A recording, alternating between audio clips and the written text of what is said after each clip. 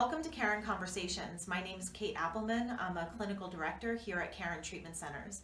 Joined with me today is Tammy Granger, corporate director of the Student Assistance Program here at Caron. Today we're going to talk about an interesting topic, alcohol marketing as it relates to women. Tammy, thank you so much for being here with us. Great to be here. Can you talk to our audience a little bit about how you see the role of marketing with alcohol in a female population? Sure.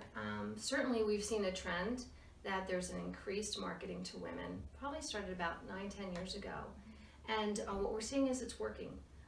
About 57% of the alcohol that's consumed in the United States is by women. And that's a pretty powerful number for marketers. Absolutely. And they're using a wide range of techniques to send a message to women that alcohol, particularly wine, is going to enhance their relationships, their ability to cope with the challenges of our lives. And they're utilizing Facebook, commercials, print ads, and certainly we see it in television shows. Everything from Cougar Town to the Housewives series is demonstrating that wine is an important part of your social time. How would you see or describe some of the consequences associated with that marketing? I think there's several. I think, I'm, as the corporate director of Student Assistance Programs, really concerned about prevention and sending clear messages to our children.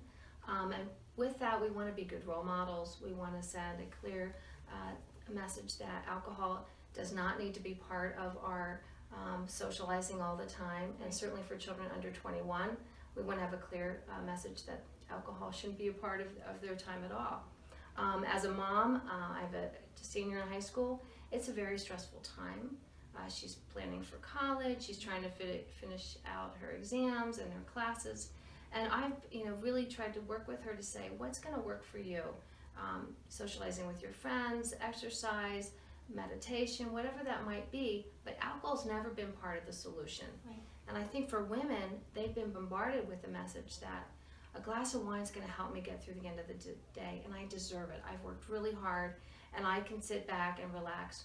Or when I get together with my friends, whether it be for a book club or a casual brunch, that wine would be an expected part of that. And I think we need to ask ourselves, when is a family or a girls' weekend, what would it be like if we didn't have any wine at all? The importance of really looking at the way alcohol consumption plays a role in our society and even in our relationships is something that is so important to really acknowledge. Really great examples of the importance of messaging to our children when we parent them. I think a common message that can happen with many of us is do as I say, not as I do. Yeah. Can you talk a little bit more about the impact of not only messaging, but overconsumption of alcohol on kids and on a family system from your experience? Well, certainly, I think for some people that would begin to use wine or other alcohol products in a social setting, for some that becomes a dependency. That it's working for them, maybe initially to relax, and what we see is certainly on the short term, slurred speech, confusion, decision making that is not so great. It can impair certainly your driving and other motor skills. For some people, that can really progress into dependency. We see a need for higher amounts of alcohol to have the same effect, feeling the impact of withdrawal, hangovers, and even including blackouts and other concerns that really would require professional intervention at that point. And I encourage families, if they are beginning to feel like, gosh, maybe this has gone too far or I'm struggling with it, to reach out to a professional for some advice. Another theme that we talk about so often here at Caron, and we hear in stories so frequently, is the importance of a value system. How much we value being parents and being in a healthy marriage and open communication, and the ways that alcohol can very much hinder and impact that.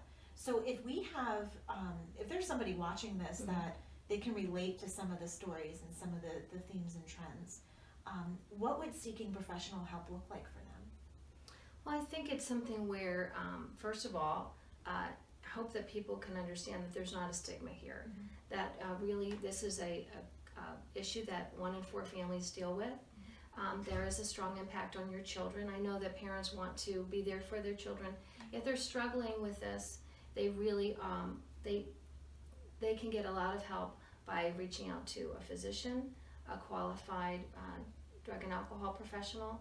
They could reach out potentially to a family or a friend who may have also struggled with this, if they can have a sense of hope.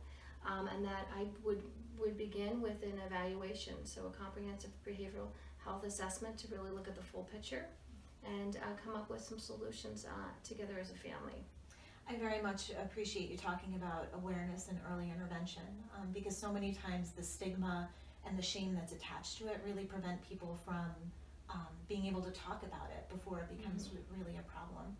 Thank you so much for being here with us. If any of this, if you can relate to any of this, you are in a population of people that's pretty wide and vast. For more help, for more information, please feel free to visit us at caron.org or call 484-345-2859. Thank you so much for being with us.